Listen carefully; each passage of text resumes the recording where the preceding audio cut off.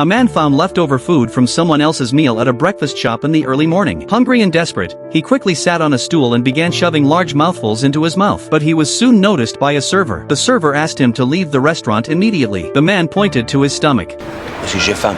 Comment? J'ai faim. Hearing the man's words, the server glanced around, then pushed the nearby leftovers toward him, standing beside him like a bodyguard to protect him. Soon, the man finished all the leftover food. Then he disguised himself as a beggar and panhandled on the street. He was secretly delighted at the coins thrown into his bowl, but suddenly, someone kicked his bowl away. Casse-toi de là, c'est mon coin, ok?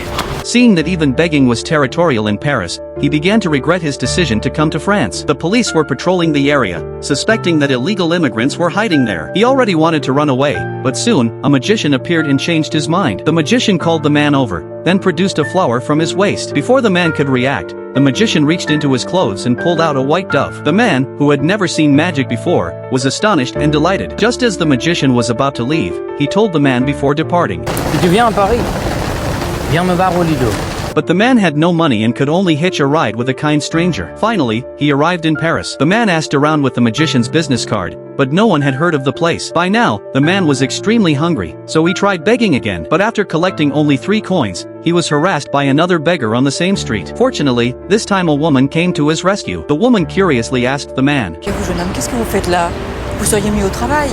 Hearing that he was an illegal immigrant, the woman seemed somewhat disappointed, but she didn't abandon him. Instead, she took him back to her apartment and gave him a clean suit. But as soon as he stepped outside, he was arrested by the police. It turned out the police were concerned he might get hurt. He finally made it to the Champs-Élysées. Just as he was wondering how to find the magician, a conspicuous red sports car pulled up in front of him. The person inside was the magician. Watching him perform magic for the children, the man smiled along. After the performance, he approached the magician.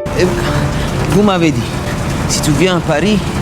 Tu m'as vu et tu es à Paris.